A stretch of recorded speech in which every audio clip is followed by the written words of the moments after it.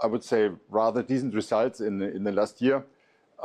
Sales were basically on the total year basis on par with prior year. We achieved 90 billion EBIT and a margin of almost 6%. And this is a decent result in a challenging environment.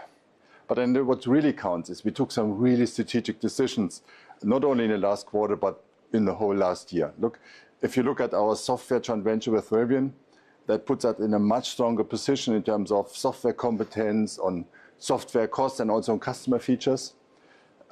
Look what we achieved in China. We drove forward our strategy in China, local for local, with tech partnerships, with product partnerships, and work on a much more competitive cost base. And third, look at the US. We achieved growth in the US, and the Scout will enable us to enter all-American segment like C pickup or rugged SUVs. And last but not least, took on Volkswagen, which was in the fourth quarter right before Christmas, a very important agreement that puts us in a much better position in terms of competitiveness on the cost base in Europe. Let's talk China, because China is such a crucial market and here's a substantial weakness. Do you see first signs that your measures are actually also translated into better sales? Now, we had a difficult year in China, but as expected. You know, we talked at the beginning of last year, we said we deliberately give up some share because in China, it's a very tough pricing environment. Everybody wants to grow, and we try to find a sound compromise between prices on the one hand and volume on the other hand. And we deliberately gave up share, significant, 2 percentage points. But to be honest, you could also expect another market share giving up also in 2025.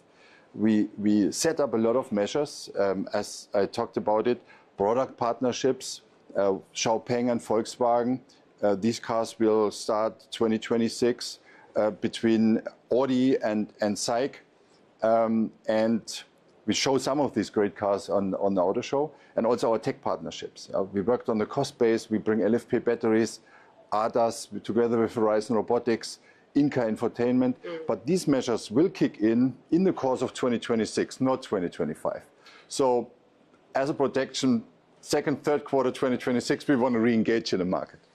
So in other words, this year and perhaps next year as well will more or less be a transition year also still in the Chinese market. Is that also because your competitors are mostly actually loss-making and get a lot of money from the state?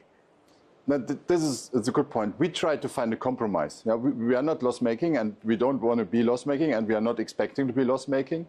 Our guidance is significant positive also for the year 2025, but we try to find a compromise between pricing and volume. Look, we want to stay relevant in the market, not giving up too much share, and on the other hand, we want to secure our margins in order to have a good position to re-engage in the competition 2026 onwards.